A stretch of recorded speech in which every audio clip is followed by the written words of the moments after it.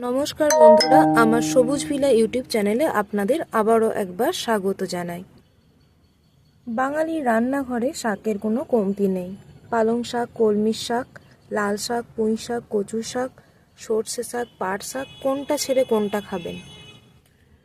বিশেষজ্ঞরা বলেছেন কলমির শাকে থাকে vitamin A, vitamin C, iron ও অন্যান্য জরুরি কিছু উপাদান, যে কারণে এই শাক খেলে অনেক রোগ থেকে দূরে থাকা সম্ভব। কলমির শাকে থাকে ভিটামিন এ, সি, আয়রন এবং জল, যা শরীরে ত্বক ও মস্তিষ্কের জন্য একটি পাওয়ার হাউস হিসাবে কাজ করে। কলমির শাক থেকে পাওয়া ম্যাগনেসিয়াম রক্তচাপ কমায়।